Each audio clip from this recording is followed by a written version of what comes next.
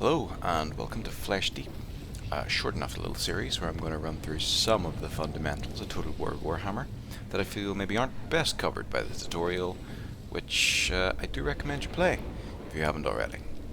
So, you picked up a Total War game, or you like Warhammer and you're interested in getting this game, but you're not quite sure what all of these numbers mean, what all of these stats and the likes.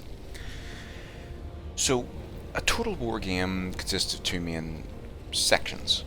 A strategic overview, which is sort of like a 4X game. You've got your sort of Civ or Hearts of Iron style tactical map where you look at your world, you move your armies, you dictate resources, you build infrastructure.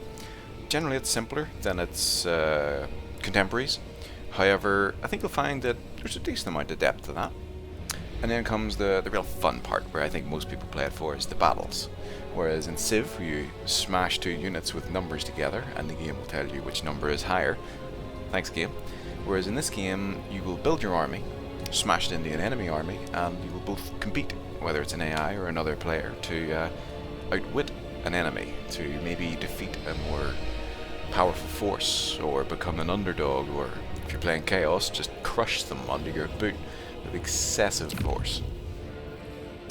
Alrighty, let's have a brief look at what a unit is, and what an army truly is made up of in this game. So an army is 20 units at max. It will always consist of a lord.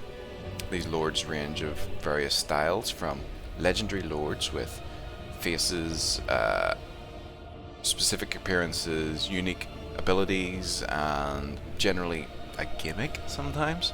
So they might be really good at casting spells, or they might be an unparalleled stealth archer or something of the likes. Then you'll have generic lords, which are sort of generic heroes of, I am a good swordman in this faction, but they will never really be your unique linchpins in your faction. So you pick one of these, look at their various strengths and abilities and the likes, and to do so we need to really understand what a unit card is. So we click on a lord and we're given a rough breakdown of what this lord's about. He is an axe infantry, so he's armed with an axe, more on that later. He is armoured apparently. His damage is mostly armour piercing. Apparently he's very good at melee, and he has a lion cloak, which you'll notice this if you try and read these little green blurb bits. Some of them are a bit more fluffy than they are fundamentally, but we'll come to that later. Breaking down the important stats, we first come to this bar, hit points. Every unit has hit points. These are just standard order D&D hit points. 100 is full, 0 you're dead. However, it's a little bit more nuanced when you come to the multi-model units. So this is 756 hit points in these rangers, but that's divided by 120, so each of them has their own little pool of entities, whereas a lord will always be one entity and one bar. Come to armor. Armor is a fairly esoteric statistic in Total War games. You don't need to understand it. However, I would recommend having a rough idea of what it does. And what armor will do for you is that the more of it, the more damage you will resist. There's armor piercing damage, we'll just ignore it, but very few units in this game just do armor piercing damage, and armor is an oft underlooked stat for how useful it can be. Leadership. This is morale. This is how likely my lord or hero or infantry are likely to run. The chance of them running depends on various factors. You see, Alistair the White Lion here has 80 leadership. Fairly high if we compare it to, let's say...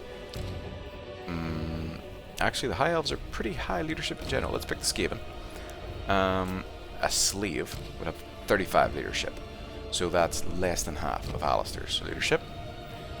As a fight goes on, various factors will influence this, whether they're damaged, whether they're being stabbed in the back, whether their friends are running away. A laundry list of various things that will result in this stat going up or down. And while you don't need to have a complete understanding of all of them, generally try and think, is my unit winning? Is my unit doing its job right? Is my unit fatigued? These are the three key things for keeping your leadership in check. However, there are other factors that we'll go into later. Speed. This is how fast the unit moves. Good job, game, you got this one right. Fundamentally, infantry will move at about 35ish speed on average, going down to 23 and going up to about 42. Cavalry, heavy cavalry will move at about 70 now. It used to be like 62ish, now it's about 70ish for heavy cavalry. Light cavalry will move up to 90 usually, with some high ones going up to 100, 115. These are values you just sort of have to get a feel for, unfortunately. These values don't particularly translate to meters per second, or if they do, I don't know it. You'll just sort of get a feel for the speed of a unit and how they will move throughout the battlefield and how maneuverable they are. Melee attack. Now here's a fun one. You see, the game has this determines the chance of a successful hit on the enemy when the unit is engaged in melee. Accuracy is how I would word it in layman's terms. There are a number of hidden systems behind the scenes, so 0 melee attack doesn't mean you'll never hit, and 100 melee attack doesn't mean you'll always hit. However, as a completely simple sum up, the more the better. Melee defense. This is the flip side. It's sort of like a flat dodge rate, like an evasion percentage if you've ever played like Dark's Dungeon or the likes. When something rolls its melee attack to try and hit you, you roll your melee defense, and if it's good enough, you avoid the attack.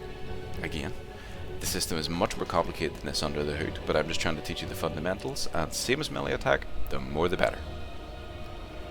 Weapon strength, this is your damage.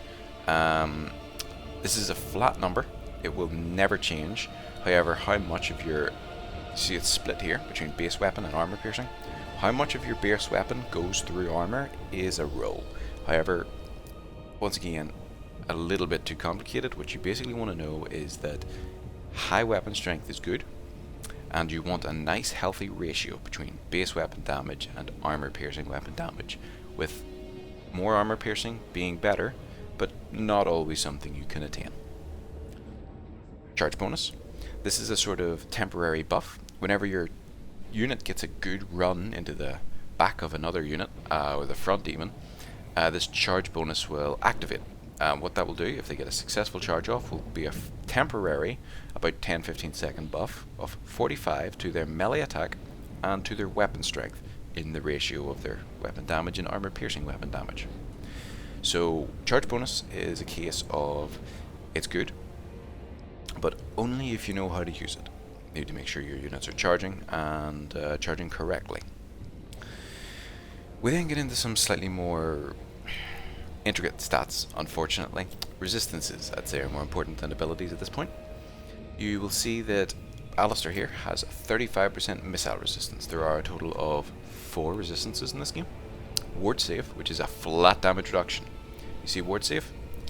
That is damage off, and you do not need to worry about it anymore. So we'll see that Teclis here has a potion, and it will give him, plus 40% ward save, also known as damage resistance. That's flat damage resistance. If you were to take 100 damage, 40 of that is resisted, and you now take 60. Great stat, get as much of it as you can. We have missile resistance. If you are going to get shot, doesn't matter what by, chances are, it could be in Warhammer, it could be a gun, it could be a magical bolt of warp fire, it could be a vomit projectile, but if it's ranged, it's a missile, even if it's a magical spell sometimes. So if I'm taking a gunshot that does 100 damage, I now take 65 as Alistair. There is physical resistance. Is there anyone here that I think? Yep, Rangers have physical resistance. Dodge. This means that any damage you take that is not magical, which is indicated here if an attack is magical or not. If you take a damage that is not magical, that is then reduced. So the physical resistance of 20% would mean that 100 hit becomes 80. These all stack up to a cap of 90. So ideally 90% ward save is what you want, but you're never going to get there in multiplayer, single player, unless you use very specific exploits or strategies. Generally, just look at these resistances and don't forget about them when you're evaluating the unit card, as they may be key in how your unit works. Magic attacks cannot be resisted by anything other than ward or missile, so they have spell resistance in the game, which is a separate thing. and what it will do is how badly you're affected by magic. But magic is really a topic for another time. So, these are the general fundamentals of a unit card. You see we have the different options of lords, heroes, infantry, missile, infantry, cavalry, When you're building your army, these unit cards are what you want to reference first and foremost. Once you take these unit cards as a reference, you want to go units that maybe not complement each other, but rather do different things. You don't want a blend of, let's say, Rangers and White Lions. Even though they do different things, they both are infantry killing infantry, essentially. Now, White Lions can also kill other targets due to their armor piercing and no specific bonus, but you want to try and mix up what your army can deal with. In multiplayer, in single player, this is the same. Sometimes in single player, you can find a stack of an army that can deal with everything, even if you just have this one unit.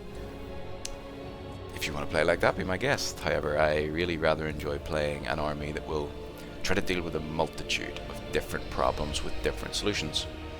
So I would take a lord. They're either a melee lord or a magic focused lord. You can see here I have a Lariel, who is a caster due to her spells. Or I have a princess, who is a bow and sword lord, indicated by her ranged stats, which I will get into later. You'll note that I recommend you always have a caster in your army. Not every faction is able to do this, but if you can, get a lord and get a melee unit and a caster in your army, whether they be in the lord or the hero slot interchangeably. Once you've done this, you want to build your army. Now, your army can be as thematic as you like. It can be all skirmish cavalry. If you want to be a rapid attack army, it can be literally 19 dragons if you so desire. However, I recommend an army that's a good balance of infantry, missile infantry, and what I like to call power pieces. All of these things here, cavalry, missile cavalry, monsters, beasts, artillery, is what I like to refer to as power pieces. You can have any amount of them, you can have any balance of them, they all do different things, don't see them as interchangeably. However, what they do is something different from the base fundamentals of holding the line or damage dealing and damage dealing. They may pin units down, they may back charge lines, they may have all sorts of different roles in combat. However, the problem is that these power pieces normally require what's known as micro in the community. You need to spend time, you need to focus them, you need to coddle them like they're your child. And so you don't want to have too many of them, because if you're carrying, I don't know, 3 dragon princes, 3 chariots and 3 dragons into a multiplayer match, even though you can't afford it, you will have difficulty using all of these units to their utmost utility. They will lose value, you won't be using them completely efficiently, while the other player will probably have 6 units of infantry that they just forget about. They click on good trades and they just forget about it. They do their job and they hold a staunch line of spears. To truly come up with a balanced army for each of the 23 races of factions in this game, you're really just going to have to practice. Unfortunately, you're going to have to look into these factions a little and try them about. I'm thinking of releasing another video on how to sight read what a unit does roughly based on the patterns in the game. Let me know if you're interested in that. However, generally I would focus on a quote-unquote balanced faction, something like Dark Elves, something like High Elves, something like the Empire, maybe even Dwarves to a lesser extent, or Pt1. Grand Cathay is a good one, so Greenskins as well. These are factions that don't have too many gimmicks. If you look at factions like the Vampire Coast, really not one I would recommend for a starter player, because you'll notice that their infantry units are very cheap and very expensive units, whereas a lot of other races will have a nice healthy spread all the way up from cheap to expensive. This indicates a balanced roster of being able to deal with various different things and various different levels of response to a threat, whereas the Vampire Coast or the Warriors of Chaos are very specialized. Look how much missile infantry these guys have, for example. generally, I think this is a pretty okay fundamental breakdown. If anyone has any questions, please put them in the comment section below. And if anyone has any critique, I welcome it, as I'm always looking to improve. I only have, 2,500 hours total in Total War Warhammer games, which is a drop in the ocean to some serious players out there. And at least 5 of them are in multiplayer, so I can claim that I'm an expert in multiplayer at the very least. But I would recommend dipping your hands into the single player first, rather than going into the multiplayer, as the latter can be a bit tumultuous at times. Anyway, I wish you the best of luck, and I hope you enjoyed the video.